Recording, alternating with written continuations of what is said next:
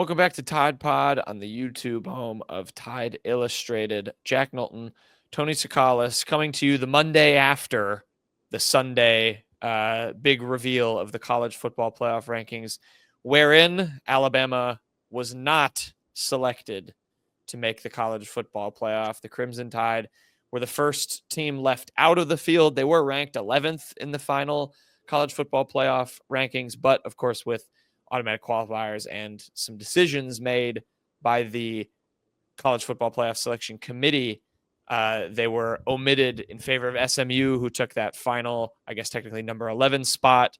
SMU, of course, fell to Clemson in the ACC championship game. That allowed Clemson to steal that bid as an automatic qualifier, despite being a 3-loss team. And then the committee, Tony, deciding that SMU's resume after reaching the ACC championship was they were a better team to put in the playoff than Alabama, in the words of the committee, which that was obviously a topic of big time debate in the weeks, quite frankly, leading up to this selection. And I know we've talked about it, kind of ad nauseum off season, but more recently with Alabama or SMU and that debate.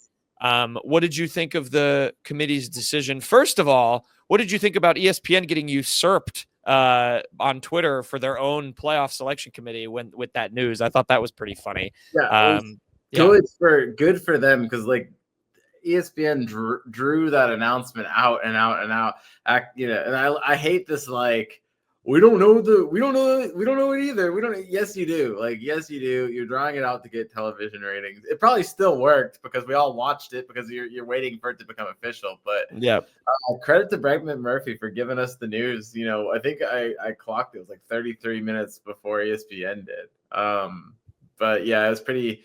After Brett McMurphy tweeted that Alabama was going to be left out, it's kind of you kind of knew it. Kind of lost a lot of the suspense. Look, I wasn't surprised. Do I think that the best team got left out? Sure, but I mean, if you're Alabama, you can't be too upset. I know Greg Burns upset and he's having tweets, and like that's kind of his job, and so credit to him for doing that. But at the same time, man, it's like, what did you expect when you got blown out by Oklahoma? You lost to Vanderbilt, and you also lost to Tennessee. I mean, you lost 3 games. Like you had your opportunities. I think you just gotta bite the bullet there and just take it. I do think Alabama is a better team than SMU. I think the playoffs are designed very criminally. Like I don't think you should automatically make it for being a conference champion. I think that's goofy. Like if you're gonna rank Clemson 16th and then give them a spot, that's goofy. You know what I'm saying? And here's the thing too. It's like you're taking 2 teams from a conference that you think the conference champion's number 16, and that's another thing to point out.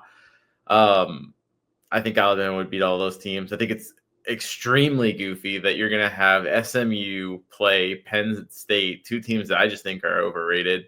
And the winner of that game is going to play Boise State. That means that, like, theoretically, all Georgia has to do to reach the championship game is beat probably Notre Dame or a vastly overrated Indiana team.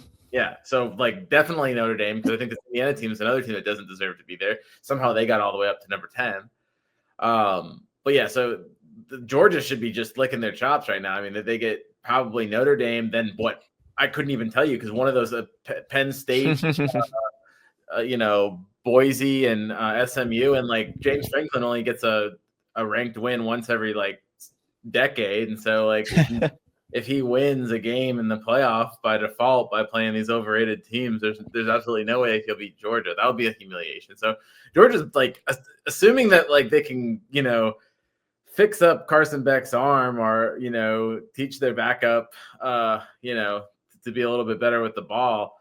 I think Georgia's in really good position to make the national title game. Now, on the other side, I think it's a little bit tougher, but I just think it's goofy the way that these playoff, the way that the field is done. I guess that there has to be some kind of safeguards to allow all the conferences to have a chance, but I don't think there should be a guaranteed bye for conference champions. I don't think that there should be as many guaranteed spots as they are. I don't know. But I just think it's I just think what they have is obviously not good. That being said, I don't really think that Alabama has too much room to complain just because they could have controlled it. So it is what it is from an Alabama perspective. I think it was close. I think if Clemson would have won by 10, or if they would have won by maybe 14, I think Alabama's in. I think the committee actually wanted to put Alabama in. It's just a last second field goal by Clemson was pretty much the worst case scenario for Alabama. And so you kind of went into the night, into the day, kind of knowing it was going to be SMU. So Yeah, I just don't know how upset you really can be as an Alabama fan. I actually saw a good tweet on Twitter that I think I agree with about, just the whole thing. And to me, if you want to direct your anger at anything, aside from directing it at Alabama losing a game to Oklahoma that it shouldn't have lost, which, you don't do that. None of these conversations are happening, first and foremost. But I saw a good tweet that said, if you're going to direct your anger at anybody, I would direct it, at the people who kind of made the format for this rather than the committee itself. I think the committee ultimately made the right call. I think it's going to be really interesting what happens with conference championships, but the way you have them right now, I don't think it would have been super fair to punish a team for losing it, especially in the fashion, like you said, that SMU did. It was a close game. They came back and, nearly knocked off Clemson. But I think the frustration can be, we need to maybe, and Greg Byrne, I know, said this in his statement on Twitter, about we need to reevaluate kind of how Power 4 teams are qualifying for this thing. Because, you have Arizona State and Clemson, two teams who would not sniff the playoff, taking up spots of Alabama. And, if you're a South Carolina fan, a red hot South Carolina team, and Ole Miss and some others. But yeah, I think that's probably the best tweet I saw about it, but I wasn't shocked either. It stings from an Alabama perspective when you look at it as, like, let's say that they got Clemson's spot. I guess they'd be playing Texas, and then the winner of, so then they'd be playing Texas and then Arizona State. Yep. You got to think, like, maybe if they were to beat Texas, if they were to get, then you'd probably really like them against Arizona State, and so now they're in the Final Four. But, like, I don't see a world where Alabama wins this title. And eventually they would have to play in Oregon, and then probably at Georgia. And I just don't. And who knows? I don't really know if I like them against Texas either. So, whether it's against that or if they had, I guess you could make the argument that if they would have taken SMU's spot, I think they would have beaten Penn State. They would have beaten Boise. Then again, you got to play Georgia in the Final Four. It's always going to get to a spot for Alabama where I just don't think.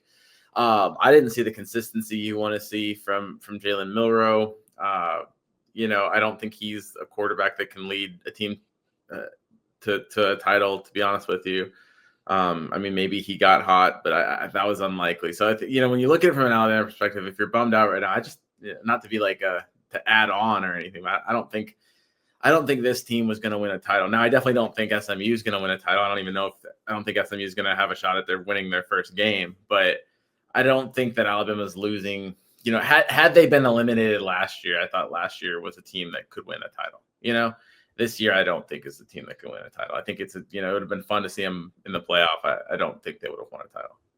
I agree with you. I think there was enough that went wrong with this season. I think a lot of fans got to that point as well. There are obviously debates. There always are debates, and there always will be. But I think a lot of fans probably got to the point where it's just, put us out of our misery. Let's just not be in the playoff and take our licks for this season and try and move on and, rebuild for 2025 and, be a better playoff challenger for that, whatever format changes may happen with that playoff too and navigating. But yeah, I thought it was, it was interesting, the discourse around it, but ultimately, Alabama missing out on the 12-team playoff. Third time the Tide have missed the playoff since its establishment, 4-team or 12-team in 2014. So not something that happens often. Certainly something that DeBoer will not want to make a theme of. That said, Tony, season's not necessarily over for Alabama. Had to wait a little bit longer in the day to find out where it was going to be playing its postseason game. And, I think there was a lot of speculation that they could maybe end up in the Cheez-It Citrus Bowl, which sounds, like a terrible concoction of orange juice mixed with Cheez-Its. Tony was even prepared. If you're watching on the YouTube, he's got Cheez-Its. We were kind of hoping to maybe ring in a celebration of a bowl sponsored by one of the greatest snacks in American history. I got really excited after doing some research and finding out that the trophy is filled with Cheez-Its. If you look it up, or at least that's what it looks like. Does it get dumped on the coach? I think that's the only way to do that.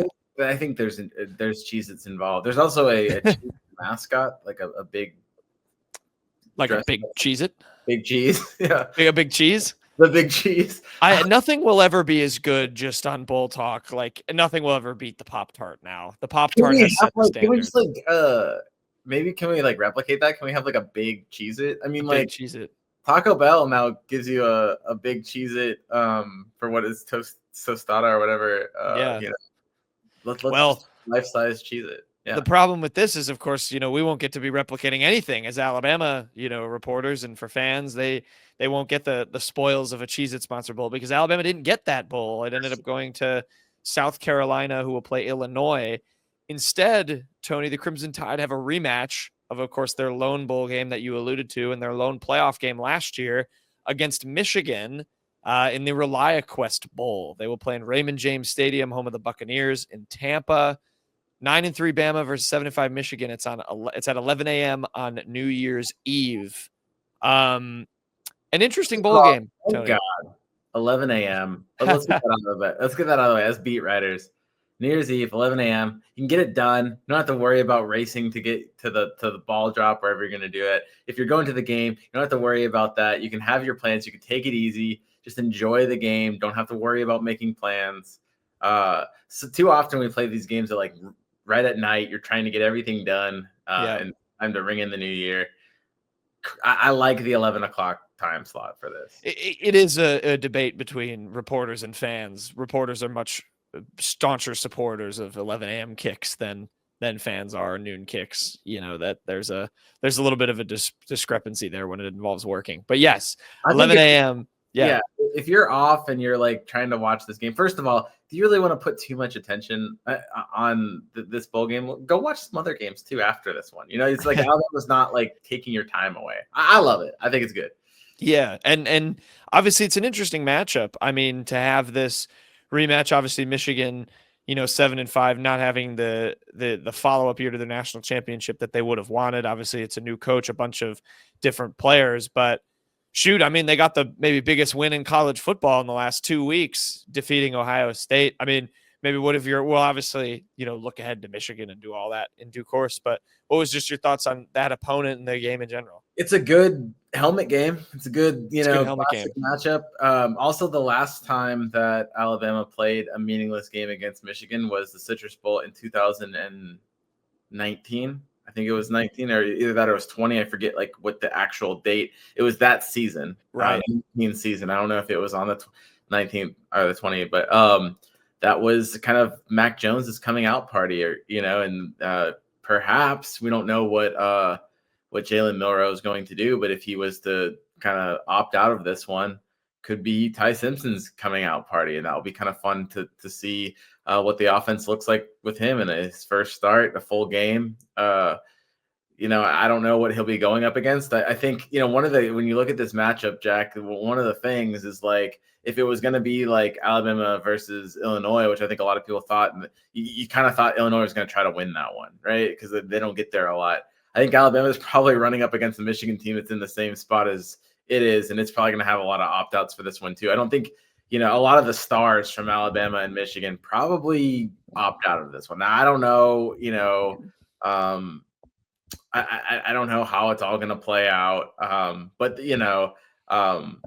I think it will still be fun to see Ty Simpson. There'll be maybe you get some more players from on the Alabama side to play in this one because they're a little bit still kind of pissed off at Michigan from last year. You've got all the Washington players too that are pissed off. It's not just the Alabama players.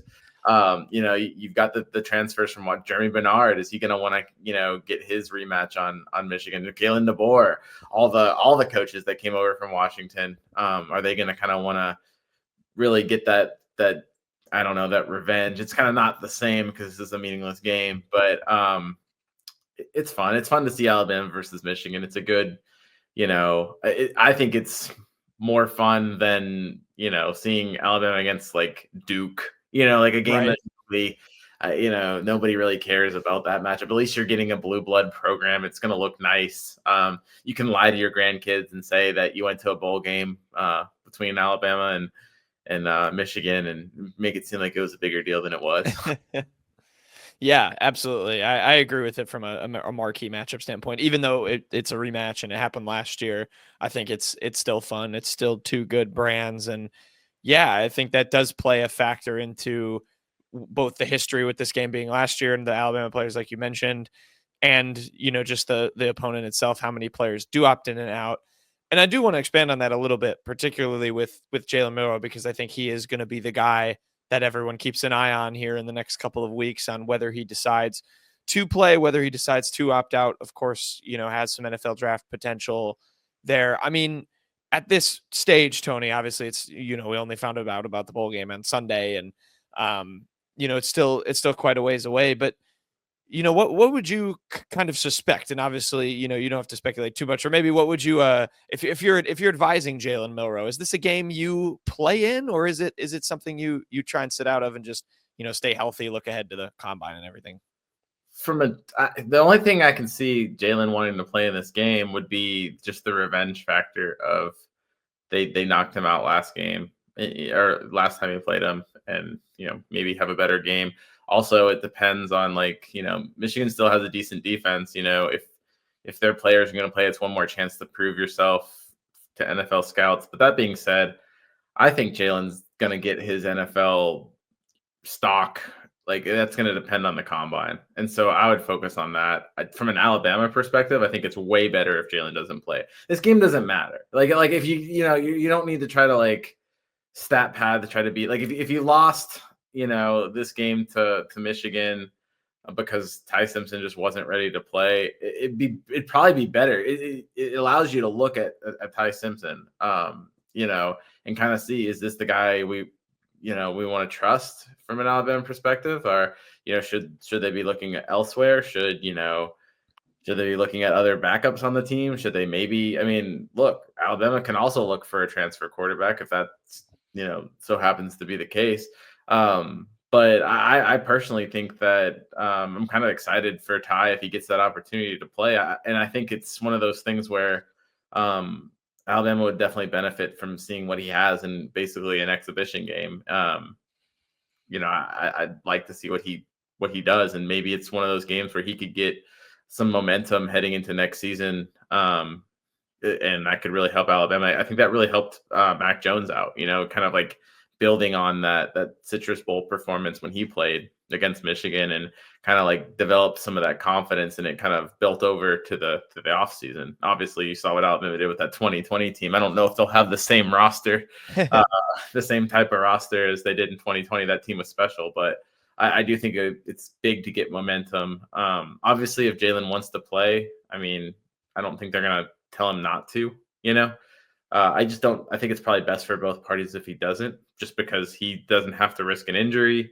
I think people kind of know what he is right now. I don't think playing against a Michigan team that's probably also going to have opt-outs is going to really change that. And then also, like I said, it's just going to give, Ty Simpson or shoot. I mean, maybe it will go to Dylan Lonergan. I don't know, but it'll give Alabama a better chance to look at what they have at the quarterback position. Yeah, I completely agree. I think, not that Alabama fans want to cast Jalen Miller out or anything, but I know growing up as a fan who watched many, many meaningless bowl games, I liked to see the members of the roster that you're kind of looking toward to be the key guys in the future, because like you said, it's a chance to play against a team that is still really loaded. Even if Michigan has, a lot of opt-outs themselves, it's still probably a better sort of judge that you can make, when they're playing against Michigan versus when they're playing against Mercer or, Ball State or whoever it may be, when they get in garbage time in actual season games. So I completely agree. I think it'll be interesting. And your assessment about Miller, I think focusing on the combine part, because I do think that is going to be really big for him, as his NFL draft kind of stock unfolds. And yeah, it would be pretty fascinating to see another full game of Ty Simpson. Mac Jones, by the way, this is the performance that Ty would have to live up to. 16 of 25, 327 yards, 3 touchdowns. I think Alabama fans would be pretty over the moon. He's also throwing to Jerry Jeudy. I don't know if there's and I think for a little bit Devontae Smith, right? And then he got hurt. But Jerry Jeudy, 6 catches, 204 yards, and a touchdown. Yeah. Had a very similar performance for the Browns the other night on Monday Night Football. Shout out. He had Najee as his running back, and like it was pretty good, So, yeah. But I think that it could build some momentum. I think that you could see, and I just want to see what Ty Simpson does. We never really got to see Ty Simpson run an offense, where DeBoer kind of runs it for him. If Jalen Miller was to opt out, you have a whole month to basically change the offense to what you want it to be with Ty's offense. I don't think you have necessarily the time to put in a ton of stuff, but you probably have enough time to alter some things to kind of put some more wrinkles into what the offense would look a little bit more like with him at quarterback, rather than just kind of putting him in the second half of games when you already have a game plan basically drawn up for what Jalen does, and you can't really switch things too much, and a lot of that too is just running out the clock. So it's not really, you get to see really a true performance from Ty. And I think it'd be just a good indication of where he's at. Yeah, definitely. I completely agree. I think it would be interesting too, from a game plan perspective, to see where that's at. If that is going to be how you play next season, why not start to introduce that, for a month, like you said, when you get the chance and practice and all that stuff, it adds a lot. And certainly outside of the quarterback position, there are other players that, it would be interesting to see them get some extended reps all over the field. There's obviously the practice times that, the early enrollees are going to be able to participate in coming in 2025. So that'll be big. So yeah, a lot to watch for, I think, still, and a lot to learn about this Alabama team as they prepare for DeBoer's second season that I think will be interesting to kind of follow as the preparing for Michigan begins with a little bit lower stakes. This is going to be an interesting scenario where like the scout, like Keelan Russell could come in. I don't know when he's joining the team. You might know that, but I don't know the exact date, but yeah, it's an early enrollee. If he can come in time to help with game prep, he might be a scout team quarterback that like is arguably better than Michigan's starter quarterback. Like Michigan doesn't have great quarterback play, right? Like, is Austin Mack better than what this would Austin Mack be competing for a starting job at Michigan? I don't know. Davis Warren takes some issues with that, sir. I'm just saying, the quarterback situation is not great at Michigan. Like, Alabama's got a great quarterback, room at the moment. It'd be funny if it might be one of those rare occasions where the scout team quarterback is either equal to or better than the person he's scouting. Yeah, absolutely. That's a very good point. And it'd be interesting. We heard how helpful Austin Mack was as the scout team. Garrett Nussmeier, maybe, Keelan Russell, not that Davis Warren's, that kind of quarterback, but maybe he helps out in that way. Yeah. Who knows? But yeah, it'll be interesting to see we'll have it all following it along throughout the next month as we build up toward the ReliaQuest Bowl. Like I said, it'll be a date that you remember, but 11 a.m. on New Year's Eve in Tampa. Beautiful Tampa. Used to be the Outback Bowl for people that are like, what is the ReliaQuest Bowl? Yeah, this used to be. Geez.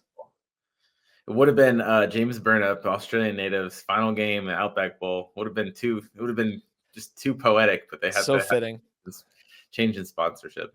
Yeah, the bowl. I guess saturation of ads and sponsorship. It's sullied some of these great bowl games. That's a debate for another time. We're getting nostalgic over a bowl game that was literally named after a corporation. When it's the right corporation, there's just a level of aura to it that overcomes any corporate success or whatever. The other thing, Tony, kind of on the topic right now, of course, this podcast is coming out December 9th on Monday, which is also the first day of the winter transfer portal window that will be open through the 28th of December, right before Alabama's bowl game. There will, of course, be another week-long window in the springtime in April as well. But Alabama, obviously, going to look to acquire some new talent, I'm sure, in this window. But on that note, too, a few players have already started, either announcing their intentions or reports have come out that guys are intending to leave. So it's going to be another busy offseason for Alabama. And maybe just to start, kind of just catch people up, who are some of the notable guys already that have announced their intentions to enter that can do so officially here on Monday. Yeah, a couple of kind of big name receivers. Well, one of them, two receivers went into the portal. We're recording this on Sunday. Two of them went into a portal on Sunday. You have Kendrick Law, it's a big name, and Caleb Odom was just still a big name for a different reason. You have Junior and Kendrick Law, who I think a lot of people just expected to have this big season, me included. I thought he could possibly play his way into like a day 2 pick. That just wasn't the case. I feel like every single game this season, it was like, oh, is this the Kendrick Law game? Our intern, Henry, would always, project it to be the Kendrick Law game. It just never was. We saw little flashes here and there, but he's a talented player that I think maybe just needs a change of scenery, a new program. Caleb Odom, last month you saw, or a week or so ago, you saw Kobe Prentice, kind of the same situation as Kendrick Law, as a guy that you thought might break out, but he didn't, and he entered the transfer portal. You also have kind of guys that got lost in the mix. Defensive back Jaleel Hurley is kind of passed over by some true freshmen this year. Alabama's got a big freshman class coming in. He just didn't have a spot. I think it was a smart decision for him to transfer, but he's a top, a former Rivals 100 guy, has some talent. Miles McVay, a big offensive lineman, was kind of a backup tackle. One of these guys just kind of got lost in the mix. Alabama's low in numbers in offensive line, but they did bring in a really good offensive line class. So, I think that, that it kind of made sense for him to move on. And then, if you're going way back, you got to remember that you have Keanu Coate entered the transfer portal in November, edge rusher. And then you had that one of the biggest names in the portal for Alabama is Jaheim Otis. He entered, or, he can't enter, but he announced that he was going to enter in October. So, that's it. Those are the 6 so far since the season has started that Alabama has. I think the big ones of that group, obviously Odom. Obviously Otis. I guess Odom, but I think with the wide receivers, Alabama has other wide receivers. For me, I think it's just kind of from looking at Alabama's potential, I feel like the Law transfer just stings because there's so many things you can do with Kendrick Law. I get the feeling though that Jeremy Bernard is coming back. I don't see that he would go to the draft. I don't think he's quite there yet, especially without a playoff run. I think he could really benefit himself and really become maybe a high round pick with a big year next year. I think Jeremy Bernard will come back. If that's the case, I think he's kind of like just a better Kendrick Law. So Alabama would be probably fine in that regard. You've obviously got Ryan Williams. You'll have other people step up. I wonder if I would imagine with Alabama losing 3 people from the current roster.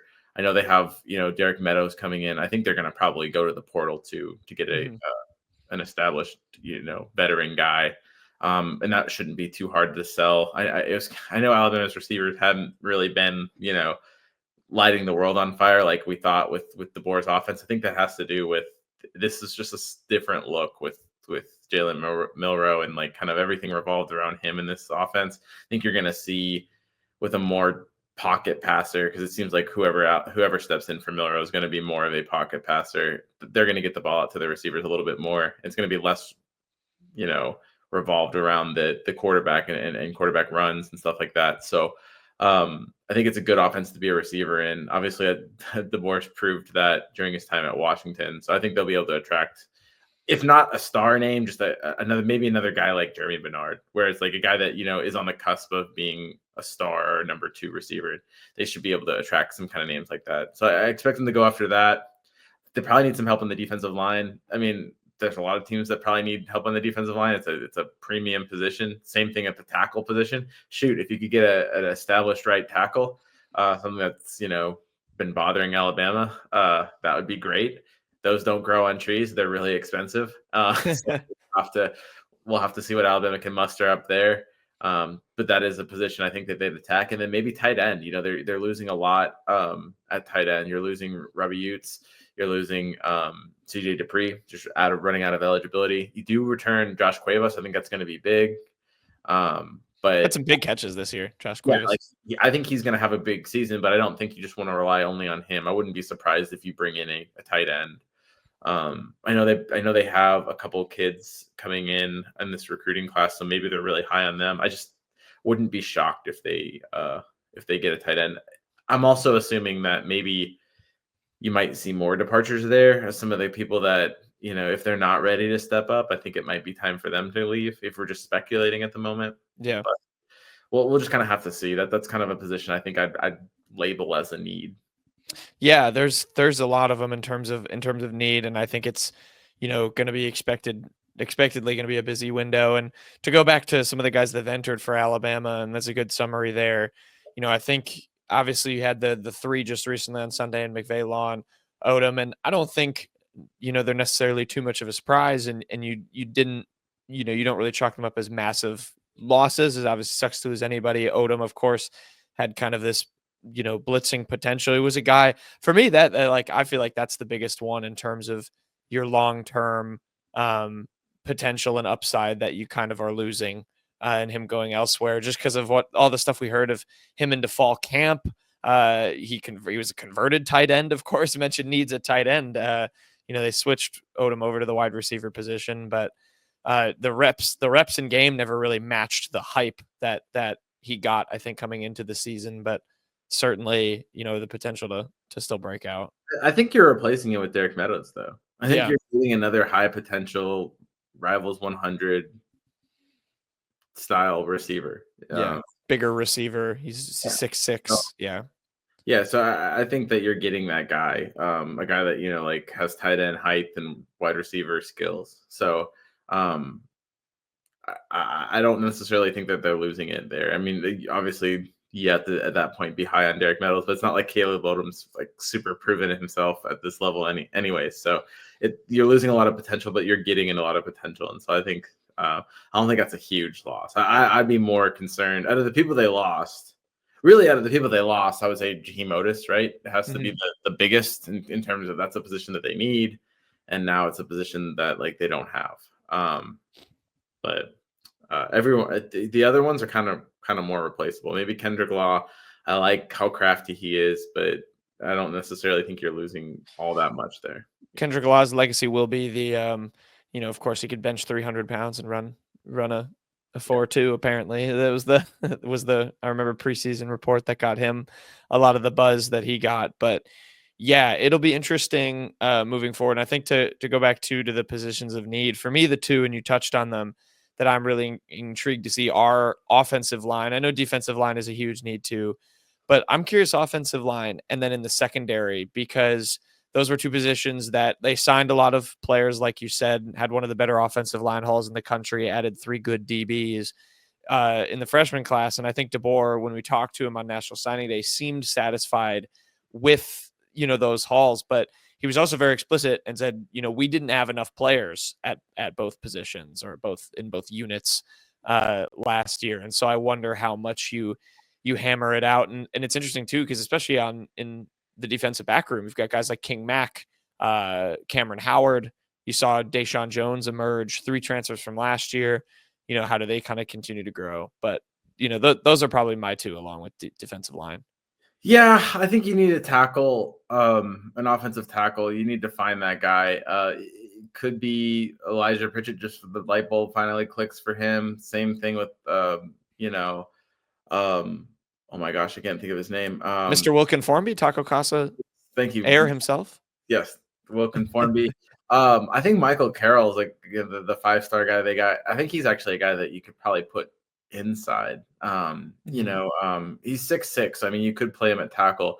I think you could also move him into guard. I think he could be maybe your replacement for Tyler Booker.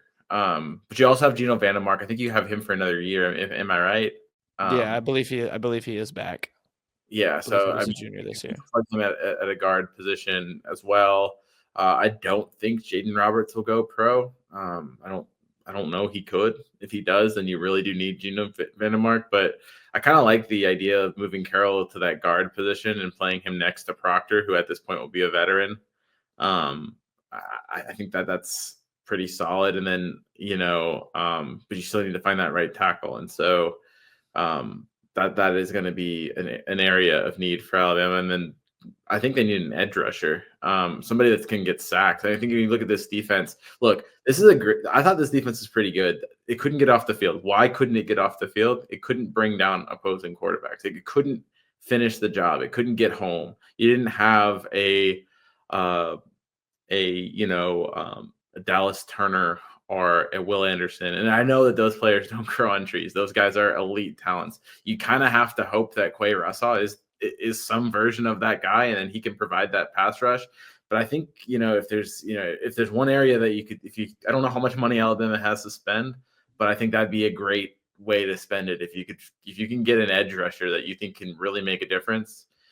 I think that could be very influential to the success of this team, because I think they're going to be pretty strong in the secondary. If you can get a guy that can get home, I think you're going to get off the field a lot better, get a lot of those turnovers, and I think it could be a different story for Alabama on defense next year. Yeah, that's a great point, I think, in acquiring a good edge rusher and someone who, like you said, you touched on it with right tackle. They don't grow on trees. They're also expensive if you're choosing to acquire one in the portal. So, that will be an interesting position to monitor too. And so a lot of activity on both ends. Like Tony said, 6 guys have entered or announced their intentions to enter the portal already. There's probably going to be others, and we'll of course have it. We have a transfer tracker over on Tide Illustrated that you should go check out and stay tapped into. Tony, as we bridge the gap here now, we've obviously got the bowl game still. You're going to have a lot more basketball talk on this podcast as well. I know Tide Hoops fans are excited for that. But what are some other things just that you're maybe keeping an eye on, whether it's roster construction things, bowl game build up, opt outs, whatever the a case lot may of be? opt outs and bowl opt outs and transfer portal. Humdrum. Yeah, there's a lot of comings and goings, because Alabama's going to get some players in the portal too. It's not just I think you have 3 players go into the portal today, and all of a sudden it's all doom and gloom. They're going to also get some out of the portal. Let's not forget how good they did in the portal last year, and that was even after DeBoer. So it's not like those players were just coming in for Saban. DeBoer, you've got Courtney Morgan, that's going to be key. I think that you're going to get a lot of good names coming in, so just monitor that. And then there's still a lot to look forward to for next season. I think there's seeing some of these young players play could be pretty fun.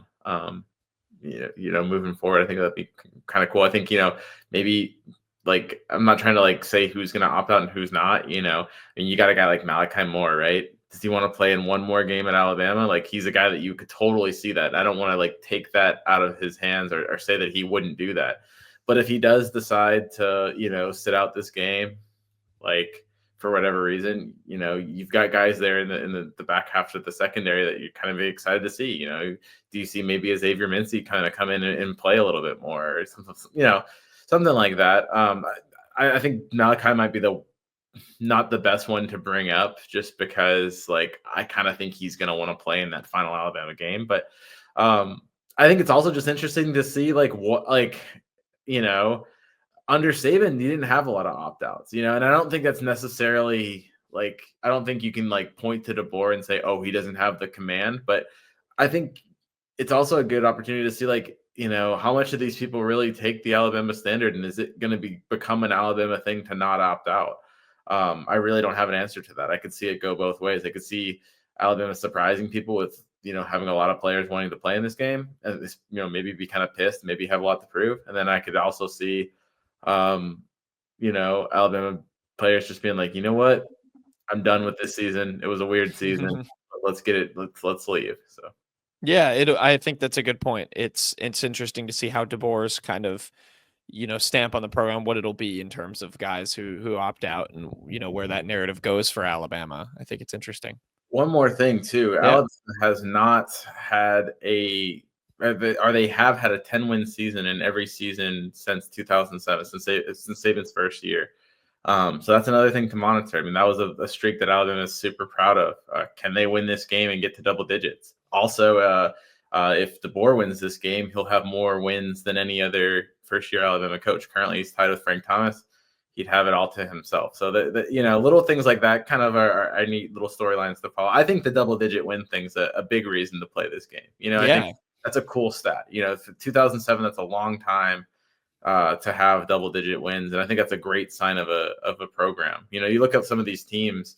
I mean, even look at Michigan, right? They have 7 wins. They were the defending national champions. It is hard to win 10 games every year, and so that's something that Alabama should be proud of, and they should really be gunning for it, I think, in this game.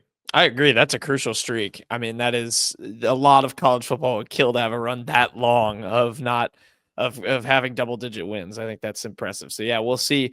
We'll obviously have it all covered for you over on Tide Illustrated, transfer portal sagas, bowl opt-outs, all that fun stuff. And, of course, rolling into basketball, a couple games away from conference play. We'll have some more coverage of that as well, and on this podcast. I know people are looking forward to that. So stay locked in, subscribe there, subscribe here on the YouTube, follow us on Spotify if you're listening to the show as well, and we will see you next time.